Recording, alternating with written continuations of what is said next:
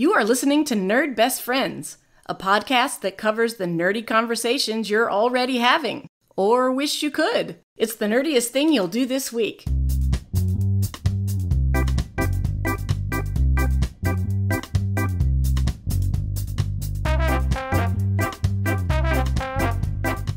Hey nerds, welcome back to Nerd Best Friends. I'm Analese, I'm the Mary, and I'm here with my best friend Rob. Hey, it's me, Rob, your best friend, your podcast host, and clearly I'm the Mary, you're the Rhoda.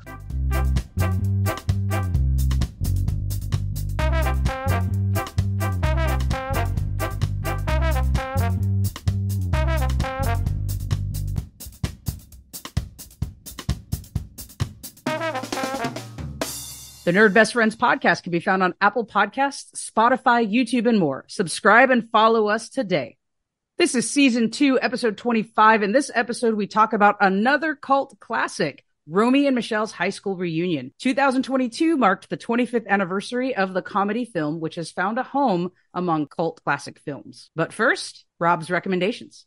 I was searching around frantically trying to figure out what I was going to recommend this week, and I was looking around at what I've been doing and what I've been posting and just searching around the nerd room. What do I want to talk about? What do I want to talk about? And I realized that a lot of times when I post pictures of my games, whether they be like skirmish, any kind of miniature games that I'm painting or playing, I often get comments asking questions about the mat, about the floor, about the covering right there. So I've realized like, oh, I've had to put links in posts for people a few times, so why don't I talk about that? I've used a bunch of like neoprene mats for games and those kinds of things, but one that I've found that I'm really liking right now, not a commercial, but a place called Mats by Mars like the planet. And what's cool about Mats by Mars is their floor mats are, what is that material that like big signs are made out of? Canvas? It's not canvas, it's a plastic.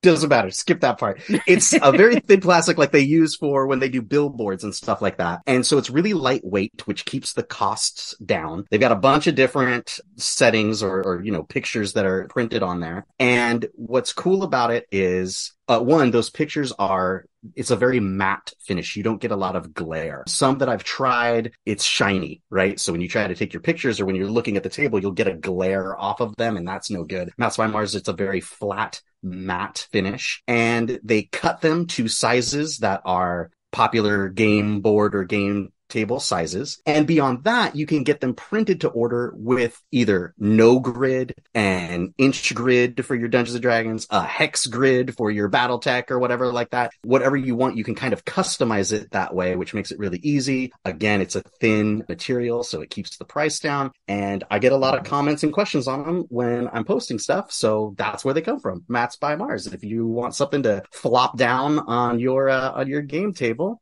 the thing that I like most about them is that nice matte flat finish, so you don't get any glare on your tabletop. And those are the things that go, like if you have a neoprene board or a game board, you put this under that. That's a layer between your table and the game board or the neoprene board. Or are you talking about when you are playing like D&D where you don't have a game board to settle on? I'm talking about it is a mat that you put on top of the table. So it could look like grass. It could look like the moon. It could look like city streets, whatever that might be. You flop that down and then put your cool stuff on top of it.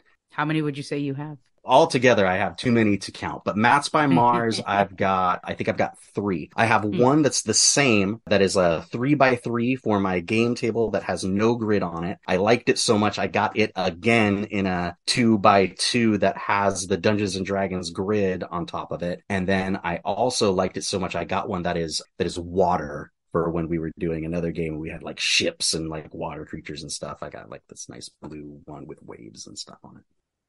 So we have some nerd mail, Rob. How about you go first? Absolutely. So the first was not really nerd mail, but it didn't quite make the episode. As soon as we had our guest last week, Sean, for our Firefly episode, he had been listening to the podcast in preparation for his visit. And sure enough, in pure nerd fashion, he was like, I was listening to your Batman one yesterday. And, well, actually, you said that Jim Carrey plays the Joker and clearly Jim Carrey plays the Riddler in that movie. Of course, I think that was just a misspoke, but thank you for Yeah, listening. we nerds. misspoke it like on 3 different episodes last season. Oh, really? Without even catching ourselves. And the funny thing about that is, and I told him the same thing, I imagined that ridiculous like leotard with all the question marks on it and was still calling him the Joker. Like it didn't ping in my head at all when we were doing those episodes. So yeah, you might have to check back on the we part of that. I'm not sure.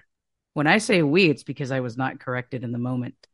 But the thing that I did want to highlight was an awesome post that we got on our Facebook page from listener Deborah, who shared a painting that they have in their house, which is like, it's your classic forest scene. It's got some smoky mountains in the background, and it's got trees of multiple colors kind of in the foreground. Just a classic painting that you would see hanging on a wall somewhere. However, in the midground, was it them that went and painted that in? Her husband painted in the Iron Giant walking through that scene just behind the trees and in front of the mountain. It looks to scale. It looks like a shot, like a cell right out of the movie. It was so cool. And to know that that they saw that and then just had that vision to make that homemade scene and put it in there and then it hangs in their house just warmed my heart. I thought that was a super, super cool share. So thank you, Deborah. And check out our Facebook page. If she hadn't had said that her husband did it, I would have assumed they bought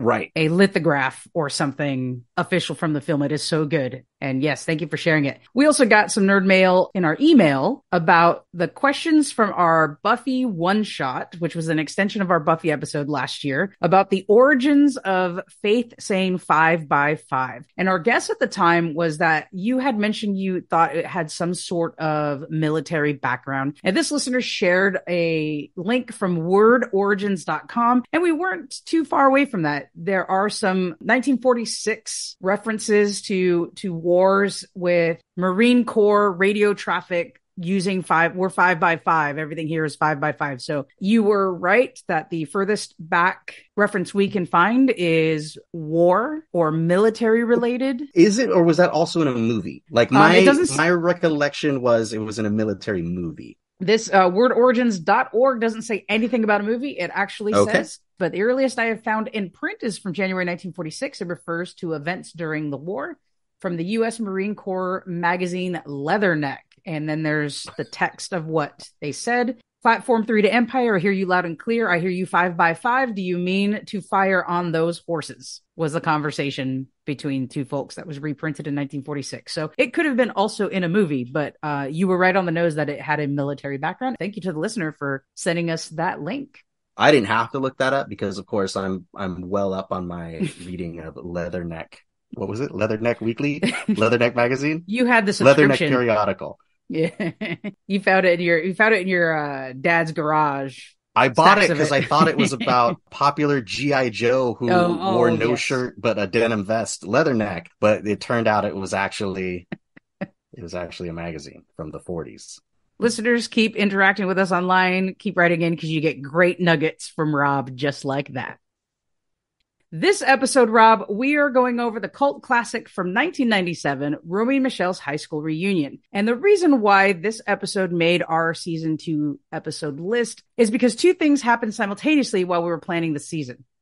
Number 1, there was a span of time where we thought that you might have to be absent from the podcast for an episode or 2. So we came up with some subjects in which I could carry and maybe get some tidbits from you here and there. And then it worked out that you didn't need to be absent from the season at all. At the same time, one of my good friends from college, who is a big fan of the movie and will meet her in a second as a special guest, sent me this link from Vogue magazine. Very fitting, Vogue magazine. If you know the movie, it's very fitting that this was in Vogue. They had this long, I'm talking, on the internet. If you try to print it, I tried to print it out. 117-page article in the magazine was probably 4 to 5 pages, which is pretty prominent in a magazine. But a long kind of history about Romy and Michele's, and it made me realize how many people really like this movie and how many people have fond memories of it, and how you can't go a Halloween for the past 25 years where there are people not dressed like Romy and Michele. Every year it happens. So it was really great to read that article and get that background, as well as add it to our season episodes this year. And really quickly, for our listeners who have not seen the film, The film follows two best friends from high school, Romy and Michele, who have realized their high school reunion is coming upon them. Living in LA and planning a trip back to Arizona, the film follows flashbacks from their time in high school, as well as what happens when they return home after a decade. So before we go further, I would like to introduce our guest, a very prominent musician and actress herself in Hollywood. This is Stacy. I invented Post-its Burcham.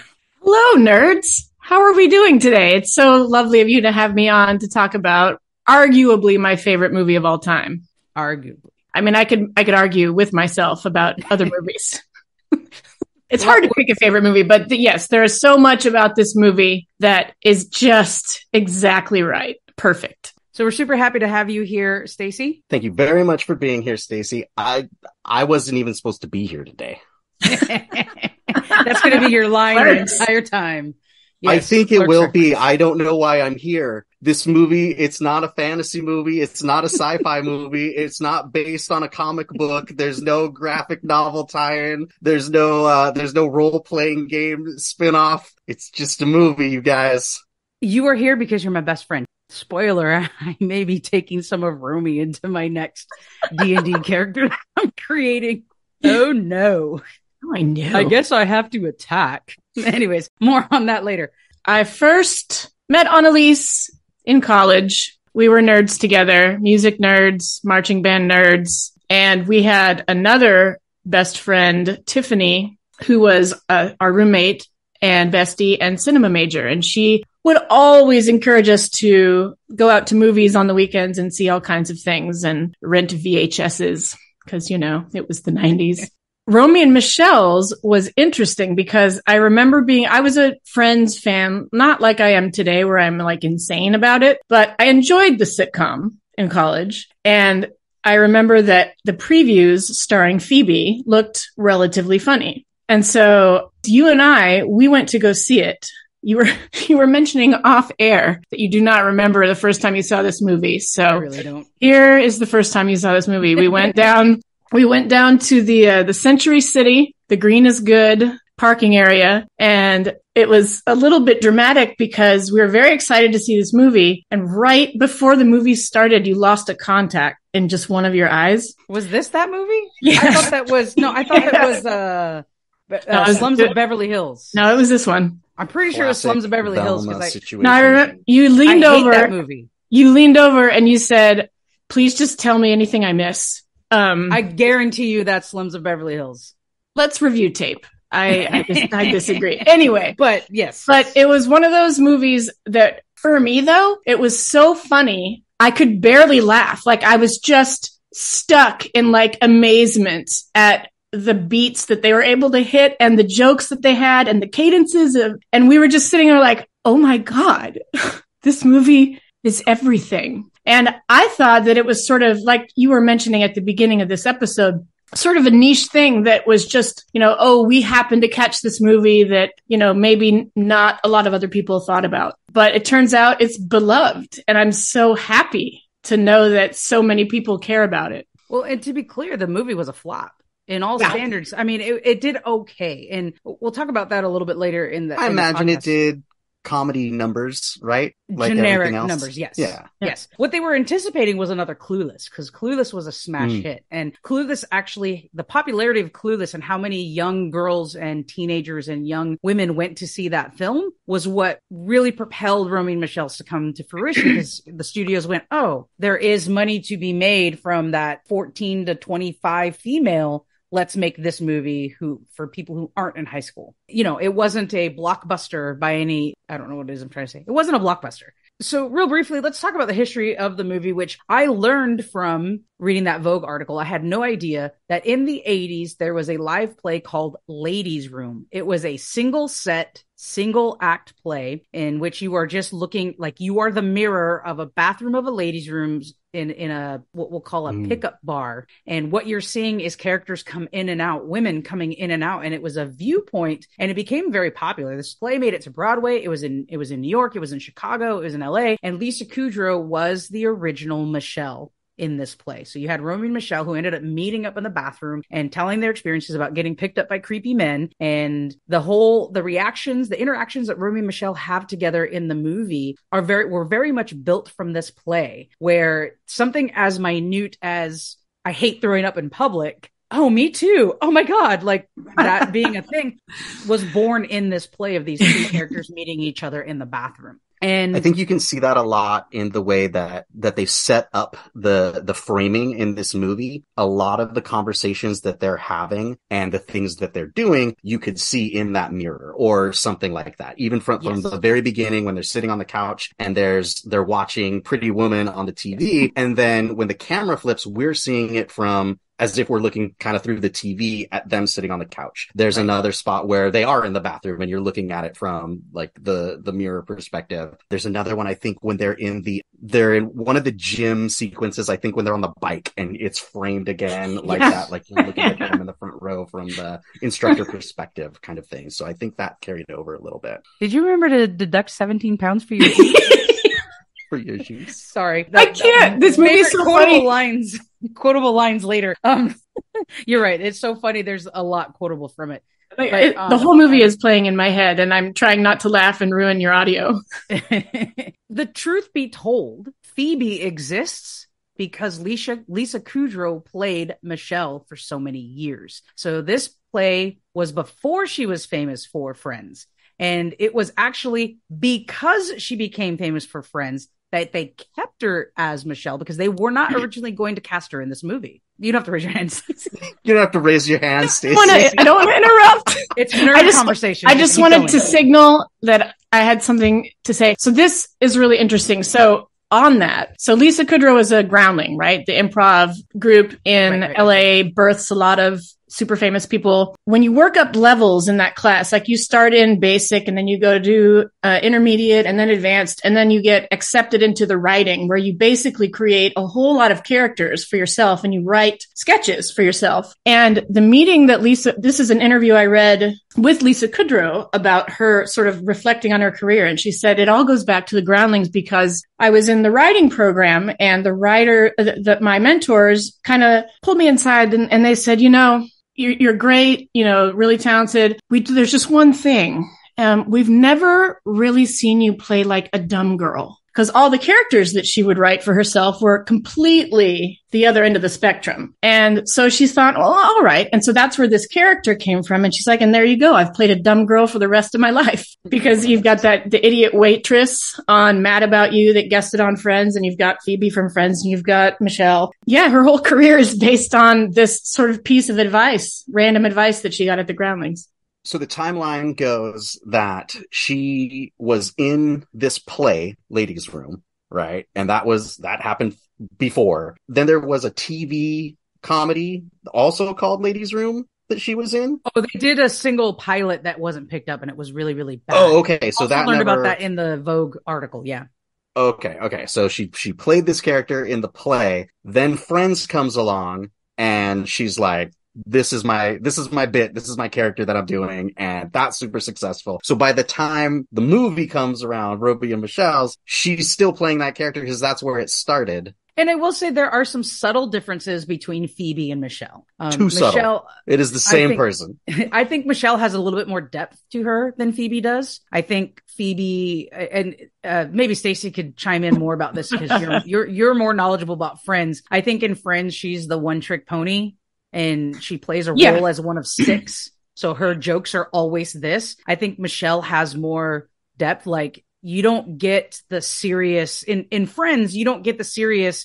I didn't really know that things were not that great in high school. I had a blast. You and me have been best friends. Like, you get a lot of these really honest, almost dramatic moments from Lisa Kudrow as Michele that you don't get as Phoebe. But I will say, I read your comment on that, Rob, and I agree with you. I think if these were the only things that you have seen from Lisa Kudrow, One Trick Pony would make sense. But I have also seen her in dramatic roles in which she's very good. And what makes her a good actress with this character that now she's used in a couple different scenarios, if we use terminology that Stacy threw out, beats. It's the tempo and the timing in which she delivers a line where a simple like, me too, is hilarious. Yeah. And that's where she that's the character. She does it perfectly. I mean, that's her bread and butter, but the context matters because otherwise it's like, oh, they made a movie after Friends where she played the same character in Friends. It's like fan service, like whoop-de-doo. You know? Yeah, and Friends and Phoebe really exists because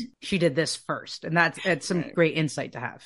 Yeah, and and in 1997 or 98, whenever this was, we were not so saturated with the Friends everything. Like, it was sort of 3 years, I don't know, into the run of the show. Friends was 94. Yeah. So yeah, it was like just 3 years. Yeah, just a few years into the show when it was getting really popular. And so now instead of these sort of, cultural icons that all these characters have turned out to be and the presence in pop culture, it was just a show on TV. So I think what you're saying is exactly right, but I don't think people would have picked up on that then. I think they would pick up on it now. Excellent point. Another thing that I think has created this cult classic following of the movie is it is one of those movies, and Rob, you and I talked about this in both the nerd watching 80s and 90s episodes for a show like Freaks and Geeks that follows your not typical jock, your not typical cheerleader. Daria is one of those we talked about. This falls in that group as well. They go through, as they're going through their high school yearbook in the movie, they're talking about the A group, all the popular kids, the cheerleaders and the jocks. And the B group is all the theater and drama kids and the performing arts kids. And the C group is the nerds and the freaks and geeks, and how Romy and Michele really don't fit into any of those categories. So it is really about that other student. They are not in any of those fitting categories, and they are their own. We hate high school. We don't want to be here. I can't wait to move out of Arizona to Los Angeles and be fabulous. Everyone here sucks. Like, they're a totally different group of people that don't get a lot of play in pop culture. I'm going to say I think that's a struggle for this movie. I don't think that becomes apparent until the end of Act 1. And I think they have to do a lot of explaining until you get, once you get into that flashback sequence to really explain that and put her in a back brace. Because the whole beginning of that movie, they're the clueless girls, right? They're hotties, they're in LA, they're kind of ditzy, and that's what you think the movie is. So then to get it to where they can move the plot forward by them being not excited to go to their high school reunion, but worried about what people will think, all of a sudden they got to really slam on the brakes and give you these flashback sequences and introduce a bunch of different characters because they're not those characters when the movie starts. And it's an interesting, choice or poor planning, or there's a different way that they could have done the beginning of that movie where even with the wardrobe choices, yes, they're outlandish, but they're very 90s outlandish and they're kind of skimpy. So you don't really get the sense of oh, these are awkward people who make their own clothes. They're just hot LA blondes, right? With a fun, frisky use of color. And clean lines. Thank you, Lisa Luter. Yes, I agree with you, Rob, that there may have been a better way to unfold it, but I also don't think you get as endeared to Romy and Michele and understand them unless it's unraveled in the way that it is, right? You don't understand Michele wearing the back brace backwards until you've met her, oh my God, I have indigestion from those taquitos. I hate throwing up in public. You have to buy into those characters before you get the woe is me story in this case, because you don't feel bad for them, right? And I read a lot in that Vogue article about how Romy is supposed to be a tomboy. That's why there's the Star Trek reference on her blue dress at the end. And, that's why she's got the lower, half New York Philly accent voice, which she surprised everybody with at table readings, just came out with this voice all of a sudden. I don't buy Romy as a tomboy. No. Right? There's some things that they never awkward. Yes, exactly. I think there's an awkwardness there. When I was reading it and I heard that voice, I was like, oh, again, probably through Act 1, I was like, that voice is really inconsistent. And then realize that's when she talks to Michele, she talks normally. When she talks to people out in the regular world, or she's telling a lie, or she's trying, you know what I mean? That's when that voice comes out and it's very awkward. And that helps sell that kind of the out of place weirdo characters very well. I think it's just understated and just noticeable enough to be a really good acting choice for that role. The brilliance of Mira Sorvino, who won an Oscar as they were setting up to film this movie, and being told by her her people don't do this movie following an Oscar nod, and she did it anyways. I mean, there's things she's brilliant in, and that exact subtlety and how she came about that voice and choosing when to use it versus her LA persona, brilliant. And again, it helps buy into those characters. I think you have to get endeared with them right away to continue to follow the movie. And, you know, them sitting and making fun of Pretty Woman and, you know, what it means to Michele once she finally gets to shop helps you kind of understand who they are before we can accept them as the awkward Madonna twins. That was a really funny part as I was watching the movie. This was my first watch when I watched this movie. It was like, okay, like usually when you see a movie in another movie, it's because they're hanging the lampshade on like, this is the same movie. So I see that and I'm like, oh, okay, this is Chekhov's Pretty Woman. How is this all going to come through in the end? And it really doesn't. Nope. It's immediately for you to know who they are. It's just immediately. A joke. Yeah. So let's talk about favorite characters. Who's your favorite character in Romy and Michele's? Originally, it was Romy because I feel like I could just do her voice and I wanted to be her. And that cute shirt she had that was like the three hearts. I was like, I would look cute in that because, you know, I've got some boobs.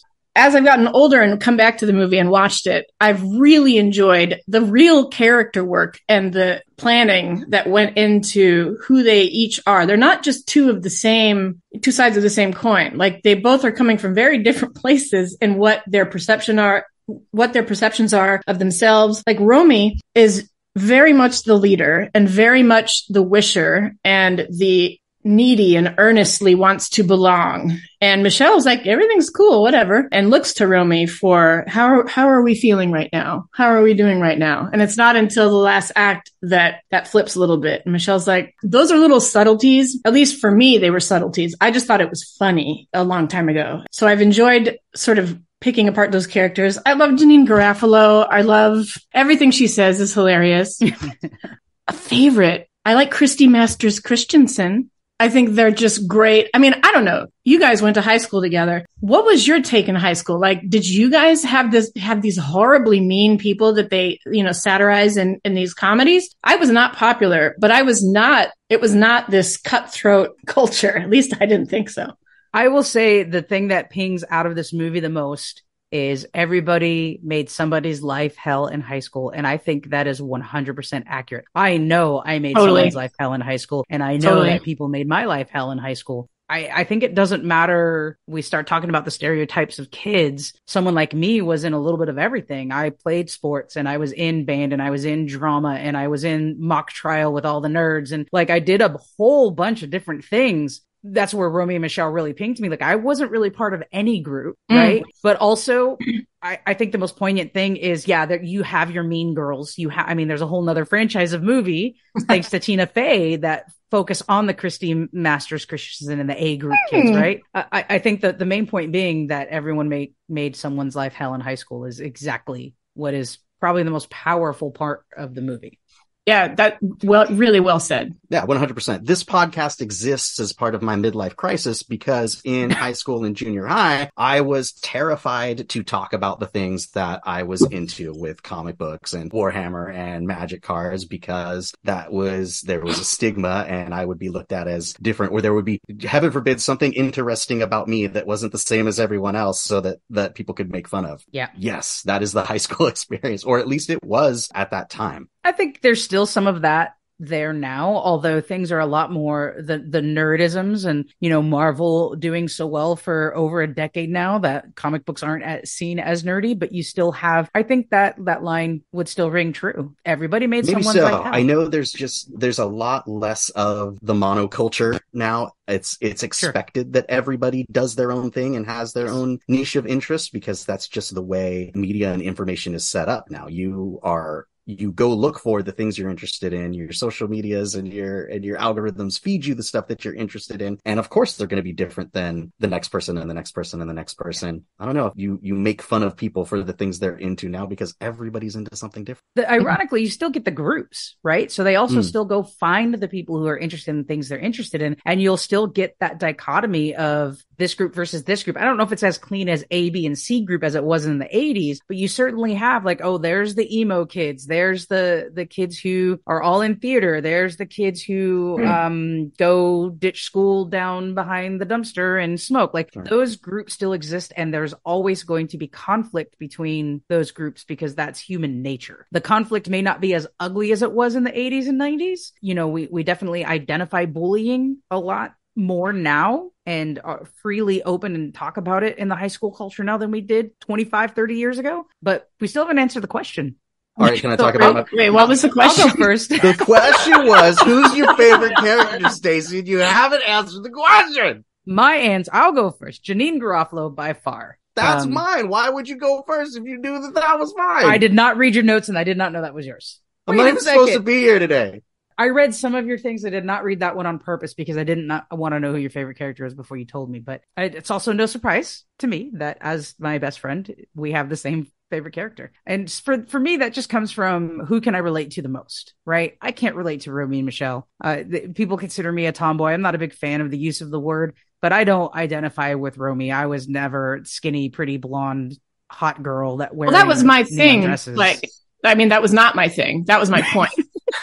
I wanted in college very desperately. I was like, that's something that I maybe could pull off on some level, because she was sort of, there was just more to her than being such like she was a little bit, I don't know. I keep going. She's good looking, and she was still the tomboy, right? Sort of. She was still the I don't know, beefier of the two of them, if you will. And I don't mean that by physical appearance. No. But yeah, for my high school, for my college dreams and projections, like that's why I think I fixated on her a little bit. But after many, many rewatches, like I enjoy so many of each character's little moments that they have, all the little side characters. And I'm not going to pick Janine Garofalo, even though that's probably what I would pick.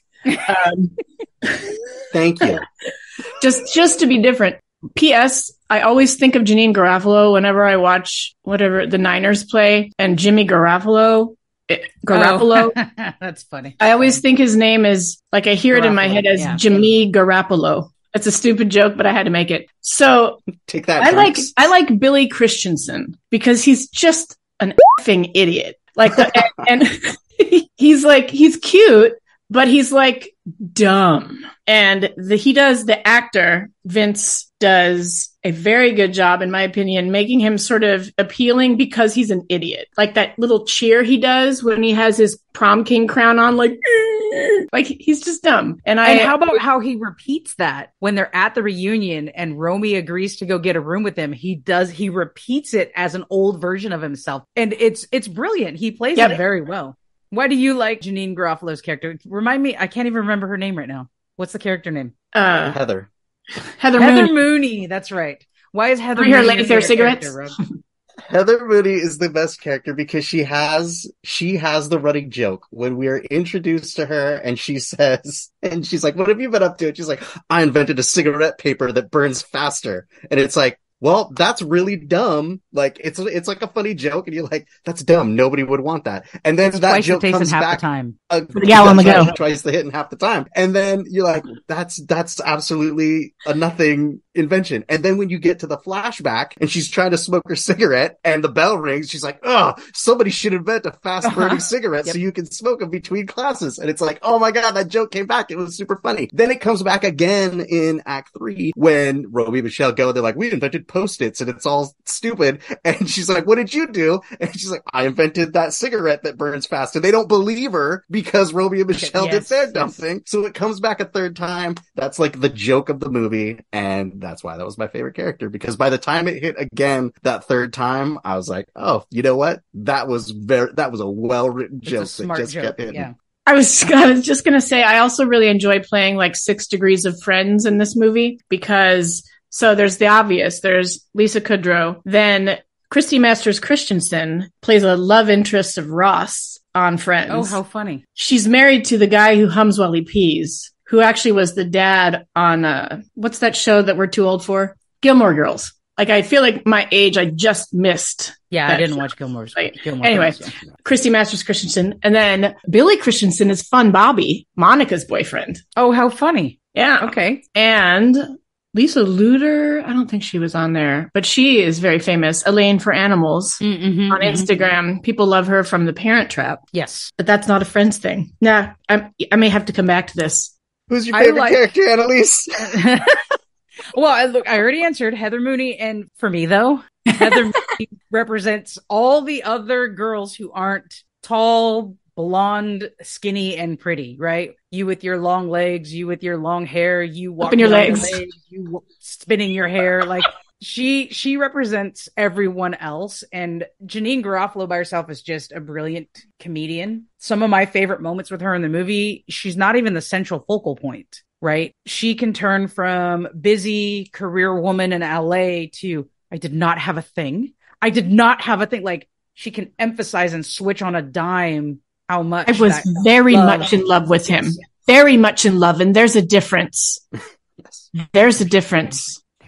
Yeah, I mean, she's great with that. But how about when they're announcing all these people in their class, like, oh, so-and-so just spent 4 years with the Dallas Cowboys, and she spits out the beer. Like, she's just the real person in the movie. Yep. I bet that made you laugh, Rob. It did. It did. When she just dribbled beer all over herself. I definitely did laugh. These are things that aren't written. I also learned just a quick tangent. Lisa Kudrow apparently vamped and improvised that formula for glue. It wasn't written in the script. And this is from the Vogue article where she said, yeah, I just kind of made it up. So tangent on that. But yes, it is Heather Mooney. My favorite line in the movie. This dress exacerbates the genetic legacy that is my betrayal. And I have used that in real life my entire, like, I can't wear this. These clothes show the genetic, like, I use that line and people go, what? Yeah. Yeah. For me, though, it's like I've given birth to my own, like, baby girl, except she's like a big girl who smokes and says shit a lot, you know? That's good stuff. How about favorite moments? This might be hard, but if you had to choose one moment in the film that is your favorite, what would your favorite be? And while Stacy is in shock with this question, Rob, how about you go first? For me, it is the car scene when she shows up with the car. One, like, there's like a funny scene for her to get the car, and then this very nice Jaguar pulls up, and it's like, okay, perfect, because she worked at the Jaguar dealership and she did this thing. It pulls up, and it's just sparkling, beautiful, on the beach, looking perfect, and then she hits the La Cucaracha horn, because of course it's... Only Ramon would have that. Ramon, yeah. It's got Ramon's horn on it, which totally made me laugh. And then they have the whole scene talking about it. But then they get in and it totally sets up that expectation of, like, Hollywood on the beach, Muscle Beach, you're gonna drive down the thing, and it backfires and, like, the clutch pops out because he said he was fixing it up, and they just keep going. It's one of those jokes where, like, oh, the joke happened, we're gonna do it again. Woo! Yeah.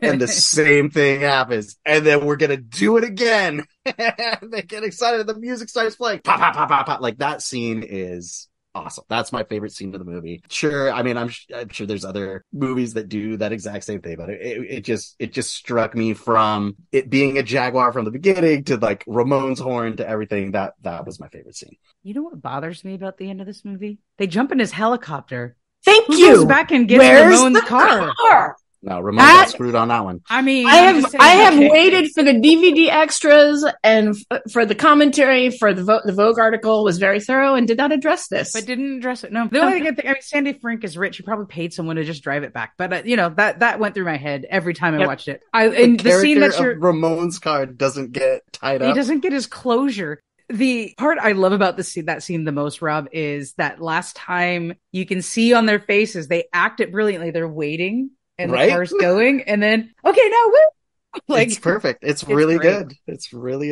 good scene. I will go next. My favorite part of the movie is actually a really, really subtle part that probably took 3 or 4 watchings before I even realized what was happening. And this is another Lisa Kudrow brilliant thing who just owned the character Michele. When they leave in the car, it's playing Footloose. And if you pay attention, she's singing along, but she doesn't know the words.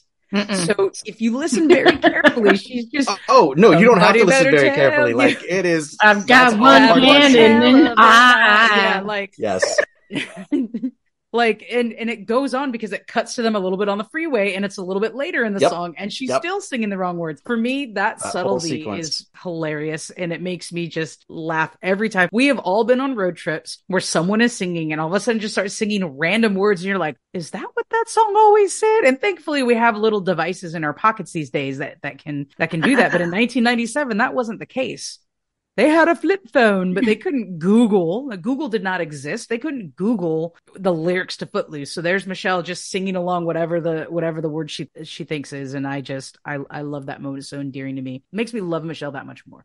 I'm going to try and describe. There's literally almost no dialogue, but it's my favorite scene in the whole movie. And it's the part that I have watched so many times and tried to analyze the comedy, how they got it to be so funny. But it is when they're in the laundromat and they're filling out their forms. Romy goes, I'm so excited to be going to this reunion. And then Michelle's like, me too.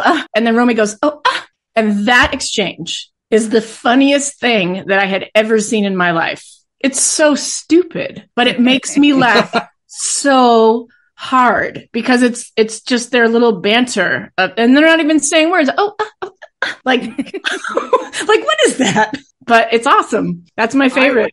I thought you were going to say the business women. Oh my God. That might be a close second. Because that's by itself. Do you have some sort of business women special? And eventually we're doing Tucson later for a thing. And they're trying to pull off these outfits that they made. And finally the waitress is, what kind of business you all in? And Michele just that look. She turns and looks at Romy and the scene just sits there for a minute. And again, it's a nonverbal thing that makes them really own these characters. I thought that was going to be your favorite. No, that's a good one. And I've told you before, Analese, that is how I used to look at you during football season. Okay, what happened? Everyone's all boo, and Stacy goes, What are we doing? What happened? Why are we booing? Yeah, why are we upset? Do we clap for that? That's good stuff.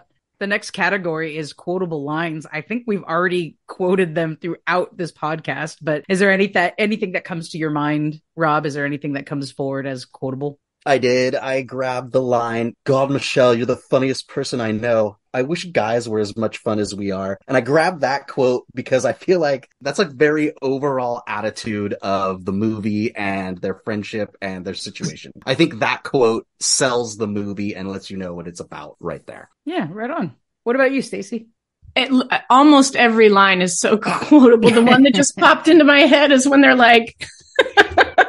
looking at their yearbook and they're like, do you remember what a controversy it was for us to have our picture taken together in the yearbook? Yeah, because Danny Weller lodged that complaint, because alphabetically he's supposed to be between us. And so then we were like, okay, Danny, if you want to be between us, you can come over on Friday night and we'll be waiting. And then he came over and we were like, Danny, it was a joke. And we turned the sprinklers on him. Oh my God. And then there's this beat and then they go, didn't he die? So there you go. Oh, there is. That's a great choice. That's really funny. There's a lot quotable from this movie. I've already talked about my favorite line. I mean, I'm the Mary, you're the Rhoda is really funny. That whole scene because she's like, oh, you're the Rhoda, you're the Jewish one. I'm talking cuteness-wise, Romy. Who always gets asked to dance first? Who lost their virginity first? And she's like, to your cousin Barry. Big wow. I wouldn't brag about that. No, but that's a joke. You have to be older. You have to be old to get that joke. And it's not even a joke. Yeah. And you're not that old, right? I'm not that old that I watched the Mary Tyler Moore Show and Rhoda when they came out in the 70s, but everybody our age watched all those shows on reruns on Nick at Night because that's what was on, right? So that's what's struck me about that is okay, these people are my age. It's not like this is an old movie and I happen to get that joke. It was this is a joke for all of us who watched these things in the 90s because that's what was on Nick at Night. Right, Nick at Night. That's why it got me so good. And now Friends on Nick at Night. I know, right? So sad. How about the I forgot my top running joke and the dream sequence? So the big spoiler here, if you've not seen this movie, listeners, there's a whole dream sequence where they have a gotcha moment. And Rob, I don't know if you figured out early on it was a dream sequence. It took the moment where Cameron Manheim's character is floating over the car and saying, "Come on, guys, it's time for the vote," and then he flies out of the limo. Did I think it was a dream sequence? But there's a lot of moments in there, and in that Michele going up, I can't find my top. She's making out with Sandy Frink in the back of the limo. And so she comes back into the reunion just in her bra, and she goes up and gets a little award, and she goes to the mic and says, "I couldn't find my top." Everyone applauds. What? And everyone's like, "Woo!" Like, there's a lot of funny in this movie. There's a lot of quotable. And I think you're right, Rob. I'm the merry part. That really got me. Yeah. I thought that was really funny. I don't know why, but that one really got me.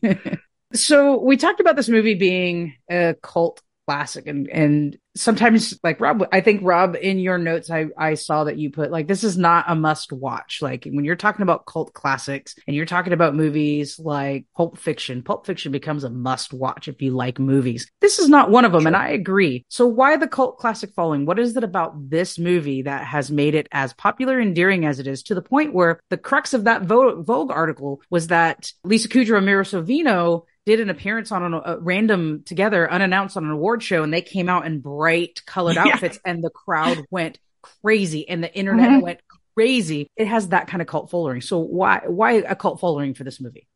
Wait, I thought you were asking Rob. I thought you were asking Rob. I'm asking. Don't ask me. I never heard of this movie until this week. Well, but you've certainly seen it now, and you can attest to what might be attractive about it to audiences. I would love to know Rob's take, just because his experience is so different than ours, which is he's not reconnecting to being 19. He just saw it like today. So I think his take will be different than mine.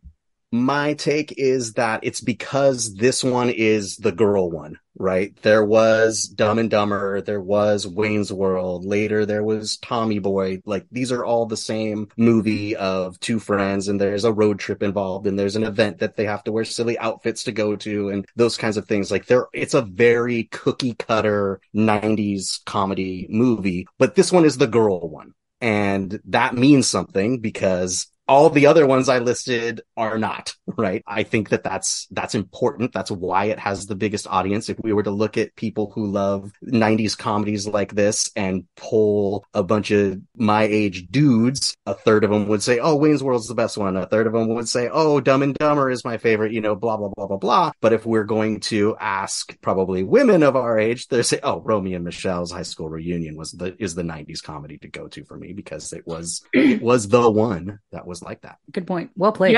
Yeah, absolutely. I think for me though, there is a nostalgia that's present now with all the 90s things. Like, 90s were just normal, and now all of a sudden they're like classic. And that's very strange. As a person who, like you guys, like, suddenly we're older. I don't know when it happened, but we just are. Like, our pictures start to look dated and our hairstyles start to look dated, and it's just bizarre. And that saying, what a fun snapshot of 1997 clubbing culture with just, I think it's fun to look back on it. But for me though, there is a real sweetness that I get to reconnect to in the age I was when that came out, and the time in my life that was so special, like being in college and having a strong group of friends who I laughed with like that, going to see it with one of my friends who I used to laugh with like that,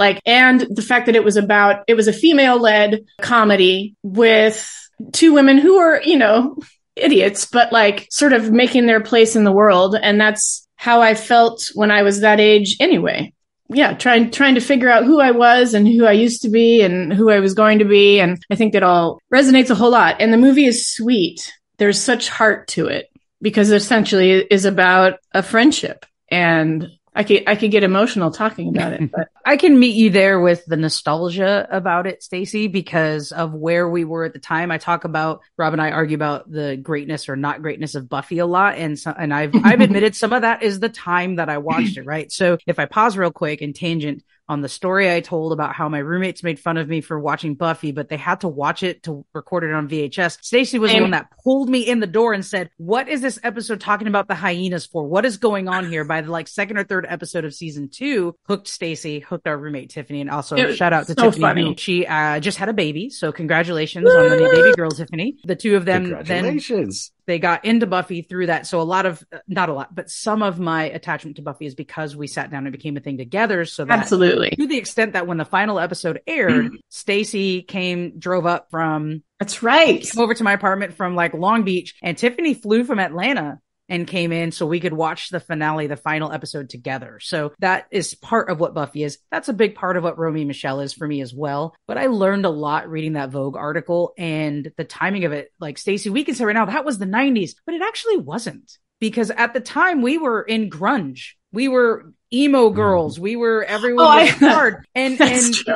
At the time, Romy and Michele were, fresh air from the Smells Like Teen Spirit girls, right? All of a sudden, they weren't afraid to use bright colors. They weren't afraid to use bright blonde hair that's in all these funky styles and outrageous and outlandish, cherry earrings dangling from Michelle's ears. It was opposite of everything that was popular at the time, to the extent that this is now what people think was the 90s, is these bright colors and these patterns. And that really wasn't the case. The other thing that took me a long time to get, and this is now the adult me taking the nostalgia out of it, this movie is not about a high school reunion. It's about these two characters being placed in this setting. And that being said, I would watch more of them being placed in awkward settings. I could watch Romy and Michelle's 30th high school reunion because it is that kind of funny. So I appreciate the build of these two characters. I appreciate how funny it is. And I understand the cult classic, especially if someone didn't watch it in 1997, how girls and women in particular can band behind this is a story about what true friendship and true love between your friends is about. And I think that's why it's so endearing. How about final thoughts? My final thoughts on this movie are, there's nothing wrong with this movie. It's a perfectly serviceable 90s comedy. It's probably a cut above some others. I don't know how it holds up for an audience in 2023. It's not a nerd watch. It's not a must watch. It's a funny comedy from the 90s. And I think, like a lot of those comedies, if it hit you hard where it hit you, great, more power to you. One of the things Analese likes to say on this podcast is you could be a nerd about anything. And so if you want to be a nerd about your favorite 90s comedy and get all into it and cosplay for Halloween Romy and Michele with your best friend, absolutely go for it. There's nothing bad to say about it. I wasn't even supposed to be here today. I'll allow it. That's it. What do you got, Stacy? Final thoughts. I love this movie so much. To speak to what Rob was saying, I have selected a few people in my life over the past couple of years who've never seen it. And I've said, okay, they might get it, because I recognize it is a little bit not everybody is going to sit down and find it hilarious. That's my vetting process for friendship, is would they think this is funny? But it has been really amazing to sit down and watch it again as if for the first time with people who've never seen it, who have no idea what the jokes are. I mean, we can quote it, you and I. So I guess I'm saying I think it holds up, Rob, depending on who you are. I don't think it's for everybody, but I think the people who love it and will continue to love it. What are those reactions? If you show a 19-year-old today this movie, what is the reaction? Well, I don't hang out with a lot of 19-year-olds. But touche. They get a lot of joy out of the silliness of these two characters. The things that make them laugh are often not what I'm expecting them to laugh at, which has also been fun. Jokes that I think are fine, but they're not the quotable lines, will have other people laughing much harder. And I'm oh yeah, it's so interesting to watch a movie with someone, as well as yourself, but with someone who's never seen it. It's fun. If we go with people who are younger than us, I think an answer to that question, especially if you are female, is that one, if I'm a 19-year-old, 17, 18, 19-year-old female, you don't have to fit in high school. There are people just like you who feel like outsiders, and everyone made somebody's life hell. And then if you're a little bit older, if you're in your 20s, 28, 29, 30, the same age Romy and Michele is, you don't have to go back to your high school reunion to impress people. You go back to see how people are doing, and it's not about winning at that point. I think there are some things that in general women can attach to who have never seen it before. But is it funny? Yes, because those two characters are hilarious. You don't need, this is one setting that I don't sit back and think, wow, this would be really different today with cell phones, right? I don't feel that way ever in this movie. So it is timeless in the relationship that Romy and Michele have. So those jokes are still funny because you don't need to have current setting 2022 technology in the room in order for those two to still be funny. That's a good point. This movie works the same today as it would, because if there was a social media aspect to it and the two main characters decided to go on social media and see what everybody was up to before they go to the reunion. There's the new movie, Rob. Factor is still the same for them to try to make something up to be more impressive. In all actuality, Romy and Michele become influencers. If they graduate high school now and go to LA, they're well known. They're rich and famous themselves. That would be the only difference. But yeah, they would be keeping up with everybody on social media. Instead of looking through their yearbook, they're looking through Snapchat and Instagram. The female best friend relationship there still holds up. And I would say the only difference is like when Romy's working at the Jaguar thing, instead of picking up the company phone, she would have been like, excuse me. And she'd be texting, Michele, you will never believe who I just saw, right? That would be, those are subtle differences. You don't think about that while this movie is going on. So I think a 19-year-old would find some things funny. Probably not the same thing us in our 40s would think is funny. When they're out at the club and they're, oh my God, Michele, there are absolutely no guys here tonight. She's like, oh, I know. Sometimes I just wish I were a lesbian. And then she goes, you want to try and have sex sometime just to see if we are? And she's like, oh my God, Michele, the thought of having sex with another woman totally creeps me out. But if we're not married by the time we're 30, ask me again. And that joke made us laugh in college as 19-year-olds. Because like, oh yeah, 10 years down the road, we both sort of had the realization at the same time, like, wait a minute, they're like 28. Right.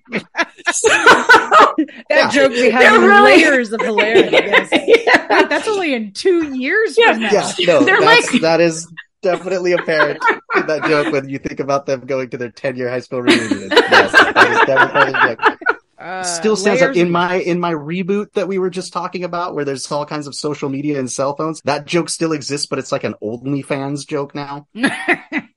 Oh, she has an OnlyFans. Yeah, that would that tracks, Rob. It tracks. I'm gonna pose another question before we get off the topic of the movie. Okay. When you are so entrenched in the quotes of this movie, is it one of those things where you can find other people? Would you throw down a quote when you're at work or in a social situation? Does it ping other people and you make that eye contact across the room? I haven't noticed it in social settings. I have noticed it on the internet. If you can make a clever quote, often, I mean, from this movie or any sort of little world, that is very fun to recognize. I don't know if I have encountered enough maybe that's my problem. I have not encountered enough situations in the real world where I can put out the litmus test of how worthy are the people that I'm hanging out with. I can't say that I ever have purposely tried if I'm not in a room with Stacy or Tiffany. I'll be really honest with you. It comes way more naturally when I'm hanging out with them. Yeah. And also because the quotable lines for me are so subtle. A simple, like,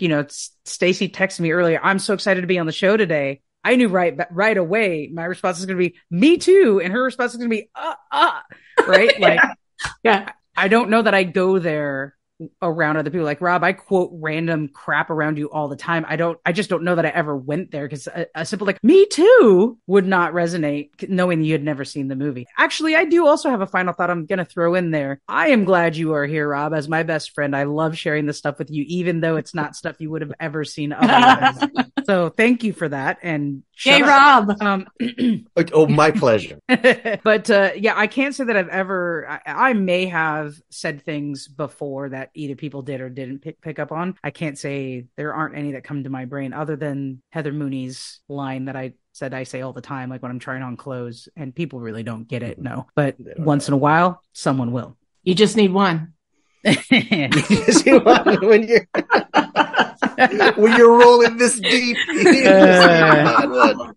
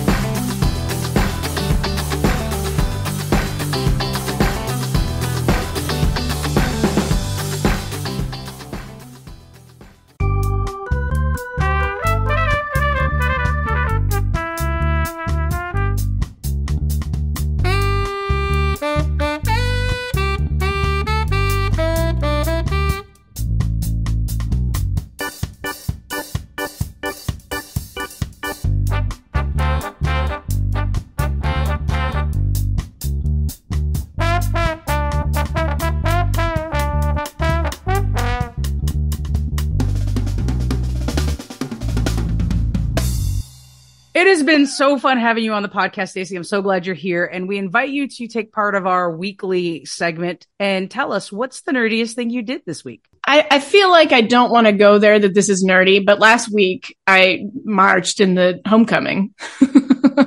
Of course, that's nerdy. I mean, but that's also, we told ourselves we were cool. I have sunglasses, you know. If you have sunglasses. You can be nerdy about everything, and being in the greatest regiment in history of the universe is definitely nerdy, but also amazing. You know, my new thing, I'm in school right now. I'm a hypnotherapist, in training to be a hypnotherapist. And so I suppose that's nerdy, like you say. You get very entrenched in your subject that you are studying, and I definitely feel like a subconscious nerd. If you could hypnotize me into believing that like one craft beer is all I need, that would be super great. Oh, it's going to happen off podcast. I love Seriously. it. New content coming your way, listeners. That would be an episode. That's a great YouTube. I would be happy to do that. Hypnotize Rob into stop. We got to do something really silly, like hypnotize Rob to say like "me too" every time I say X, Y, or Z. No, it's not. She's not. That's not therapeutic. She's a therapist. She has to help me lose weight. Rob, what's the nerdiest thing you did this week? I'm going to have two. This was not going to be as meaningful by the time this episode comes out, but I did this week get an advanced screening of Wakanda Forever. It was super cool. We got to go a couple days before it came out through my wife's work. And so theater was just packed full of people, and we got to see the movie before anybody else did. Before the movie came out, of course, I was like, oh man, well, what's this one going to be all about? Ironheart is a relatively new Marvel hero. I think she debuted in like 2016. So I did not know what I needed to know about Ironheart. So quickly, as soon as we found out like the tickets were out and we were going to go see this movie, I was like, oh, well, but that's about that character that I don't know about. So I jumped on my Marvel Unlimited app and just poured through all the Ironheart origin story stuff and shared it with my family. I don't think they stayed up all night reading Ironheart comics like I did, but it was fun for me. The other thing I'll talk about though is more 3D printing. I think I mentioned last week or a couple weeks ago how I printed a cool dice tower. I've got a bunch of them that I've liked, but then how gratifying it was to like give that away to another nerd who thought it was really cool, and now they're using it during their D&D games. I did something similar. Listener Juliana, who was a guest on last week's Firefly episode, is also a miniature painter, and so what I was able to do was set her up for her painting station. I 3D printed out all of these like stadium style stared paint holders, so now on her desk everything is organized and it's all got a little place for each little paint pot or squeeze bottle, whatever it is out there. And I know that she's very happy with it, and that does my nerd heart proud. So setting up that printing and setting up that painting station was very cool. That painting stand you put together is pretty legit. Does the back side of it has like holes for the paintbrushes to sit as well? That's pretty sweet. That's a pretty sweet setup. Yeah, thank you. All right, Annalise, how about you? Oh, I know what you've been doing. If you followed our social media, you know what I've been doing. But I will start with, I also have kind of a double. I've talked about how much I'm a nerd about Stephen King. He's got a newest book out that I got at Costco when it was first released, because Costco sells them for about $10 under jacket price, but it sat. And it sat and it sat. And then I went to a conference in which I was going to be on a plane and, you know, some waiting time. And I have been burning through his newest book called Fairy Tale. It is very good.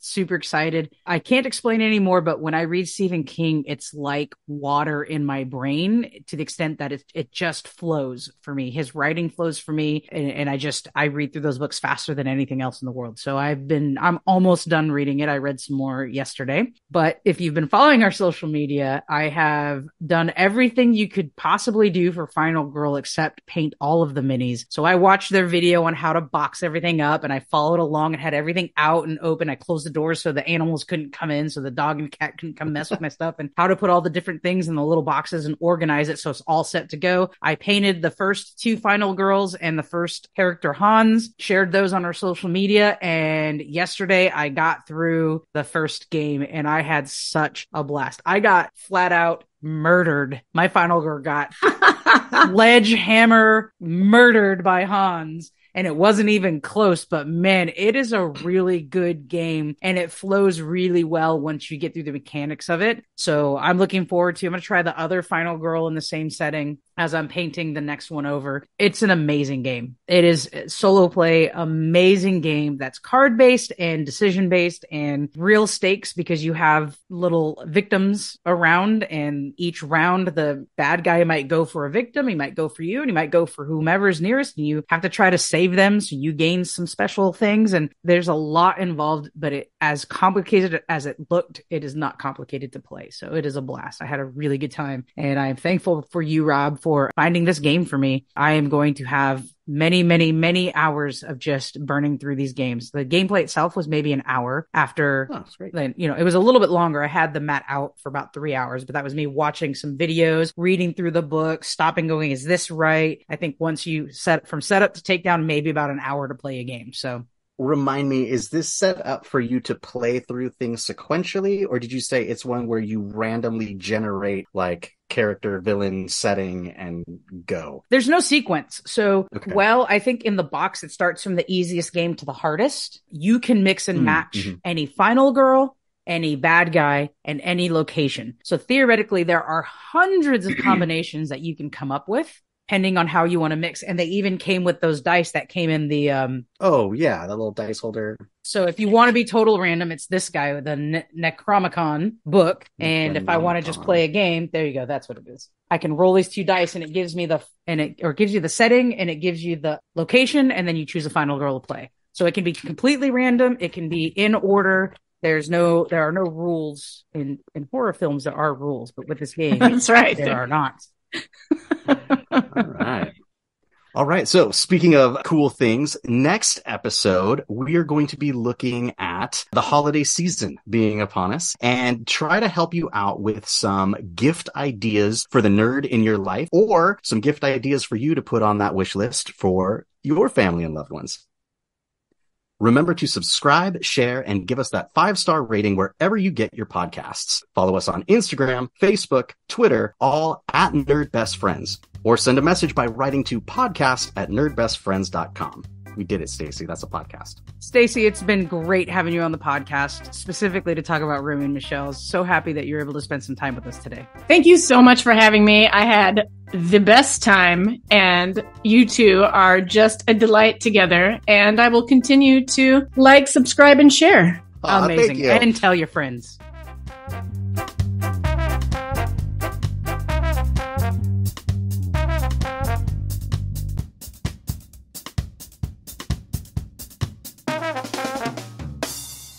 My mom is very excited about this episode. Hi, Mom. It wasn't me that said boobs on this episode. I know. I thought about that. I was like, that. She's going to be like, ugh, my dad and my mom are big nerds. You don't even know. So this episode, Rob. Spit it out! I'm going to mute you in a second. I'm going to interrupt you. I could have been absent for this. Oh my God. I'm going to make you be absent for it right now. No, what? You want me to go backwards? I'm just messing with you because you can't speak your sentence. So now I'm making faces at you to mess you up even worse. See, now I'm going to have to start over again. Can we say boobs on this podcast? Yeah. I just lost my train of thought. Well, Stacy, it's been an awful blast having you here. Oh, God. Say awful. Say that differently. Awful blast. No, that was on purpose. It's been a disastrous good time. Let's try that line again. Stacy, it's been a pleasure having you on the podcast. Right. Okay.